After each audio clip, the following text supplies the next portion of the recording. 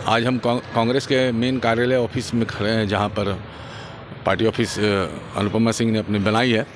और सवालों और जवाबों के बीच के दरमियान में जो सवाल हुआ है कि आपको लोग कह रहे हैं कि भारी भीतरी वाला जो मामला है, तो उन्होंने कहा कि वोट देने के लिए कोई भारी भीतरी नहीं होता है। और एक झारखंड में रहने वालों के लिए अगर धनबाद और बोकारो के बीच में अगर भारी भीतरी का ये मामला आ जाए तो ये फिर कोई मुद्दा नहीं है और वोट हर कोई भी दे सकता है। और जहाँ तक बात है छवि की बात है, तो वो मैं साफ छवि हूँ और दाग वाले तो कुछ बोल नहीं रहे हैं, हमेशा अपनी ही गुणवत्ता को गिनाते हैं।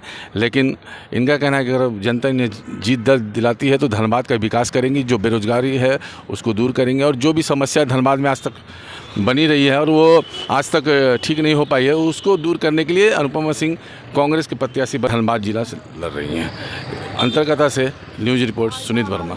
जनता के लिए मैं यही बोलूँगी कि अभी समय है, 5 साल में ये एक बार हमें समय मिलता है, तो हमें अपने मत का प्रयोग करना चाहिए और जागरूक होकर प्रयोग करना चाहिए।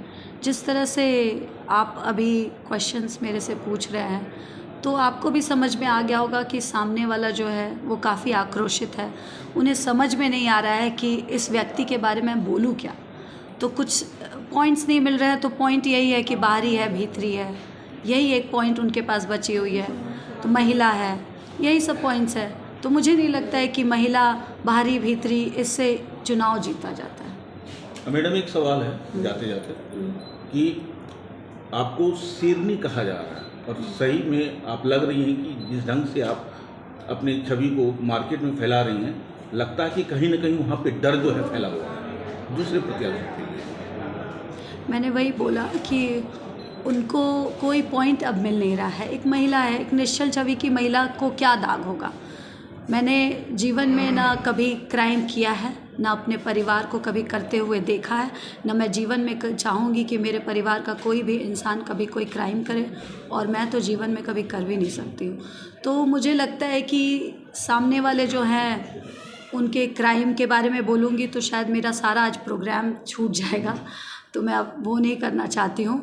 मैं बस लोगों से यही एक अपील करना चाहती हूँ, मैं सबसे बोल रही हूँ कि जो इंसान आज हमें बाहरी भीतरी जाति और काफ़ी नाना प्रकार के चीज़ों को बोल कर बांटने की कोशिश कर रहे हैं, जो कि अभी तक वो उम्मीदवार ही हैं, वो बने नहीं हैं, अभी हम सांसद बने नहीं हैं। तो अभी जब बने भी नहीं हैं तो वो लोगों को बांट रहे हैं। तो कृपया मैं आप लोगों से यही अनुरोध करूंगी कि उनके क्राइम का तो अब बहुत पीछे रह गया है, लेकिन उससे भी बड़ा क्राइम वो कर रहे हैं, जो कि अब आपको देखना होगा कि क्राइम तो वो जो कर चुके हैं वो तो उसको कोई नहीं मिटा सकता है, लेकिन इसको हम मिटा सकते हैं अपने वोट के द्वारा।